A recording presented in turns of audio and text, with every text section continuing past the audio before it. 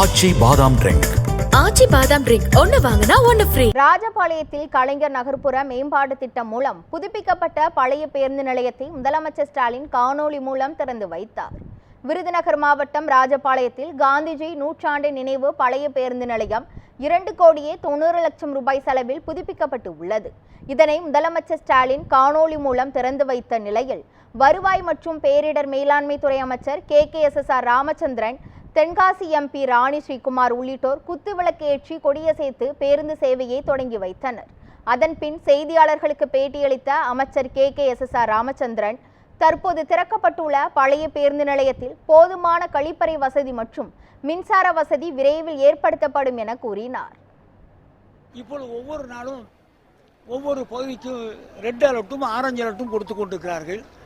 அந்தந்த மாவட்ட ஆட்சித்தலைவர்களெல்லாம் முதலமைச்சர் அலுவலகத்திலிருந்தும் முதலமைச்சரும் பேசுகிறார்கள். நானும் அந்தந்த மாவட்ட ஆட்சித்தலைவர் மத்தியிலே சொல்லி எச்சரிக்கையோடு எந்த விதமான உயிர் சேதமும், குறிப்பாக உயிர் சேதம் இல்லாத அளவிற்கு இந்த மழையை நாம் சந்திக்க வேண்டும் என்று சொல்லியிருக்கோம்.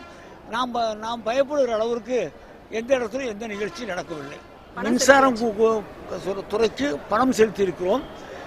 இது லெட்டினுக்கு சுகாதார வளாகத்துக்கு டெண்டர் கொடுக்க வேண்டிய வேலையை ஏற்பாடு செய்திருக்கிறோம்.